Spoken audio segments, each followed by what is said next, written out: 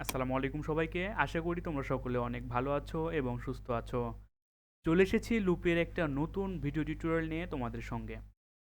তো আজকে আমরা যেটা করব সেটা হচ্ছে আমি তোমাদের জন্য প্রিন্টে লিখে রেখেছি। দেখো, এখানে আমি এখন যে কাজটা করব সেটা হচ্ছে প্রথম অংশটুকু লক্ষ্য করো। ১ প্লাস ২ প্লাস ৩ যোগ ৪ যোগ ৫। তো এই কয়টা ডিজিট যদি আমরা যোগ করি তাহলে কত হয় আমাদের? আমাদের হয় হচ্ছে ১৫, তাই না?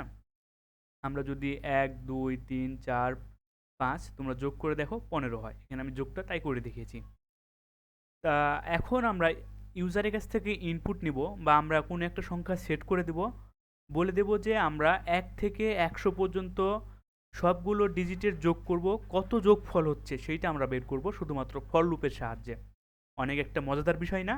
হ্যাঁ, অত্যন্ত একটা মজাদার বিষয় নিয়ে চলে এসেছি আমি তোমাদের সঙ্গে ফর লুপের এই যে কিভাবে ডিজিটগুলোকে যোগ করতে হয় সেগুলো আজকে আমি তোমাদের সঙ্গে একটু আলোচনা করতে চাই।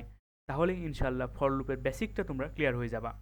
পরবর্তীতে আমরা অনেক অনেক আলোচনা করব শুধু ফর লুপের উপর, কোনোই প্রবলেম নাই। এর পরবর্তী টিউটোরিয়াল থেকে তোমরা পিরামিড দেখতে পাবা ফর লুপ নিয়ে। তা এর জন্য আমাদের যে কাজটা করতে হবে সেটা লক্ষ্য করো। এখানে আমি 1 plus 2 3 plus 4 plus 5 equal to 50। তো এখানে শুধুমাত্র আমি ৫ দিয়ে করে দেখিয়েছি যেন তোমরা বিষয়টা বুঝতে পারো। তোমরা এখানে ইচ্ছা মতো ইনপুট নিবা। তো আমি ইউজারের কাছ থেকে কীভাবে ইনপুট নিতে হবে সে কাজটাও আমি তোমাদেরকে আজকে করে দেখাবো। তো অ্যাট ফার্স্ট আমরা সাম নামে একটা ভেরিয়েবল নিয়েছি, আই নামে একটা ভেরিয়েবল নিয়েছি। তো সামের মধ্যে আমি 0 সেট করে দেখেছি। আমি কেন সামের মধ্যে 0 সেট করেছি এগুলো নিয়ে আমি অনেক ভিডিও টিউটোরিয়াল তৈরি করেছিলাম। কীভাবে মেমোরিতে জায়গা দখল করে, কীভাবে গার্বেজ ভ্যালুগুলো জায়গা দখল করে, কেন গার্বেজ ভ্যালু আসে, এইগুলো নিয়ে আমি অনেক অনেক ভিডিও টিউটোরিয়াল তৈরি করেছি। আশা করি সেগুলো তোমরা দেখে ফেলেছো। এর পরবর্তীতে আমি যে কাজটা করব, একটা ফর লুপ চালাবো, তারপর সাম প্লাস আই, অর্থাৎ আমি যে ফর লুপের মধ্যে আমি আইটাকে রাখবো সে ফর লুপের আইটাকে আমি সামের সাথে যোগ করে দেবো। তো এতটুকুই কাজ আমাদের করলে হয়ে যাবে। তার জন্য সরাসরি আমরা কোড বক্সে চলে গেলাম। আমরা বেসিকটা বুঝে গেছি আমাদের কি করতে হবে। তো আমরা ইনক্লুড stdio ডট এইচ, তারপর অবশ্যই আমাদেরকে ইন্টিজার মেইন লিখতে হবে। দেন এখন আমাদের যে কাজটা করতে হবে সেটা হচ্ছে ইন্টিজার আই নামে একটা ভেরিয়েবল নিলাম, তারপর সাম ইকুয়াল টু 0 নামে আমি একটা ভ্যালু সেট করে দিলাম। আমাদের সাম নামে একটা ভেরিয়েবল নেওয়া হয়ে গেল। তো আমি ইউজারের কাছ থেকে ইনপুট পরে নিচ্ছি। তার জন্য এখন আমাদের যে কাজটা করতে হবে সেটা হচ্ছে আমি একটা ফর লুপ চালিয়ে দেবো এখন। তো ফর আই ইকুয়াল টু, আমি বলে দিচ্ছি 1 থেকে শুরু হবে, I less than equal to তোমার চলবে 5 পর্যন্ত। তারপর আমাদের ইনক্রিমেন্ট করবে এক এক করে, সুতরাং এক এক করে আমাদের যোগ করবে। তো এখন লক্ষ্য করো, এখন আমাদের যে কাজটা করতে হবে, আমরা চলে যাই পেইন্টে, সেটা আমরা দেখে নিই যে কী কাজ করতে হবে। সাম প্লাস আই, সুতরাং আমরা যে সাম রেখেছিলাম সেটার সঙ্গে আমাদের আইটাকে যোগ করে দিতে হবে। তো সাম equal to some plus I, just এতটুকুই। তো এই কাজগুলো আমরা করেছি অনেকবার, কীভাবে তোমার কাজগুলো হয়ে থাকে তো আমি তোমাদেরকে ডিটেলসে একটু আলোচনা করতে চাচ্ছি একটু পরে। তো প্রিন্টে ফাংশনের মাধ্যমে আমি জাস্ট সামের মানটা দেখতে চাচ্ছি। তো সাম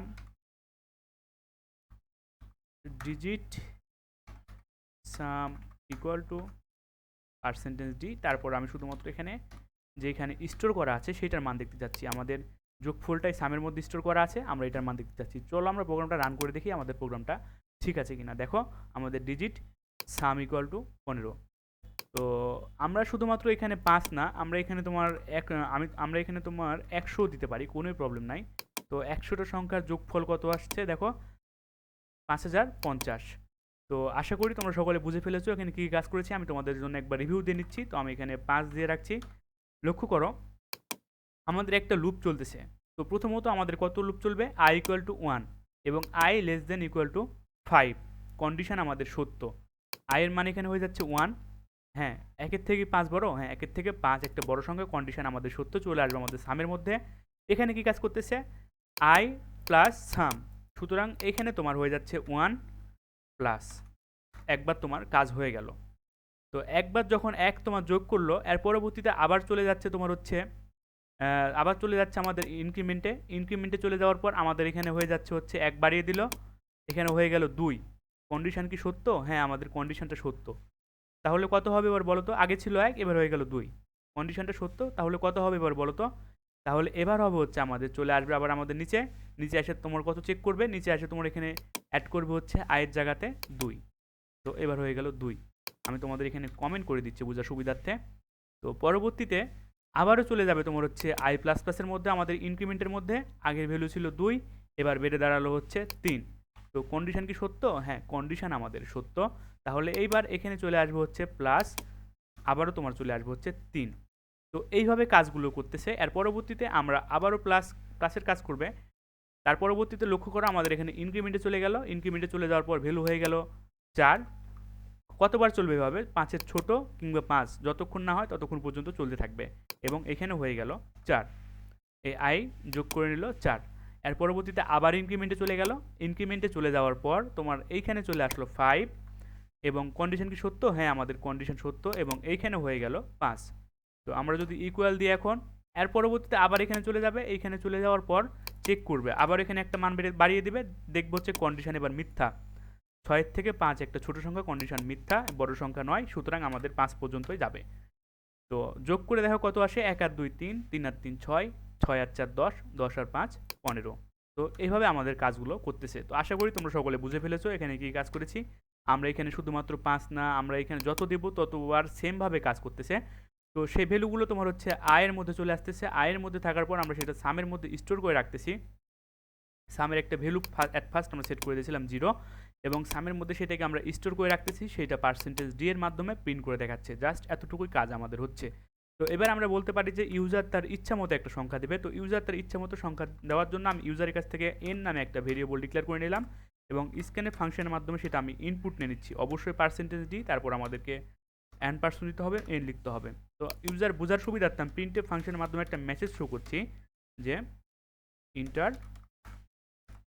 নাম্বার। এর পরবর্তীতে আমাদের যে কাজটা করতে হবে সেটা হচ্ছে আমরা যেখানে 5 দিয়েছিলাম সেখানে শুধুমাত্র এন দেব, তাহলে আমাদের কাজটা হয়ে যাবে। তা চলেন প্রোগ্রামটা আমরা রান করে দেখি। ইন্টার নাম্বার, আমাদের কাছ থেকে একটা নাম্বার ইনপুট চাচ্ছে, তো আমরা দিচ্ছি এখানে 5, তারপর দেখেন আমাদের সেম কাজটাই হচ্ছে।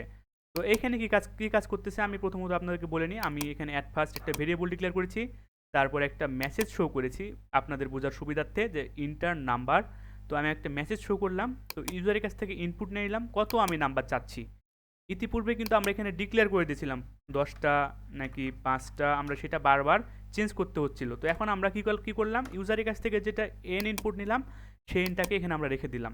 তাহলে কি কাজ করতেছে, আমি এখানে এন যত ইনপুট দিই না কেন আমাদের এই এনের মধ্যে কন্ডিশনের সাথে তখন চেক করতেছে, তখন এই কন্ডিশনে আমাদের এখানে চেক করতেছে। কীভাবে চেক করতেছে লক্ষ্য করুন, আমি আপনাদের বোঝার সুবিধার্থে এখানে বলে দিচ্ছি। I less than equal to N. N মানে কত? এন মানে ইউজার যেটা ইনপুট দেবে। সুতরাং এইখানে ইউজার 10ও দিতে পারে, ইউজার এখানে 100 দিতে পারে, ইউজার এখানে 1000 দিতে পারে। সেই 1000 এই 100 এই 10 মানটা এনের মধ্যে চলে আসতেছে। তো আশা করি আপনারা সকলে বুঝতে পেরেছেন। আজকের ভিডিও টিউটোরিয়ালটি এ পর্যন্ত থাকবে। আপনারা সকলে ভালো থাকুন। এর পরবর্তীতে কীভাবে গুণ করতে হয়, যোগ করতে হয়, বিয়োগ করতে হয় সেই কাজগুলো আপনারা করবেন। তো আজকের ভিডিও টিউটোরিয়ালটি এ পর্যন্ত থাকবে। নেক্সট আমরা পিরামিড নিয়ে আলোচনা করব। তো আমরা প্রোগ্রামটা রান করে দেখি আমাদের প্রোগ্রামটা ঠিক আছে কিনা। আমরা এখানে দিচ্ছি 10, তো 10টা সংখ্যার যোগফল দেখেছে 55। এর পরবর্তীতে আমরা এখানে আবারও চেক করে নিই, আমরা যখন দেবো হচ্ছে 100 তখন আমাদের কি করলো, এনের মধ্যে 100 চলে গেল এবং কন্ডিশনের মধ্যে 100, এনের যেখানে আছে সেখানে 100 চলে গেল এবং সেটা আমাদের যোগ করে দিচ্ছে। তো আশা করি আপনারা সকলে বুঝতে পেরেছেন। ভালো থাকেন, সুস্থ থাকেন, ধন্যবাদ সকলকে, আল্লাহ হাফেজ।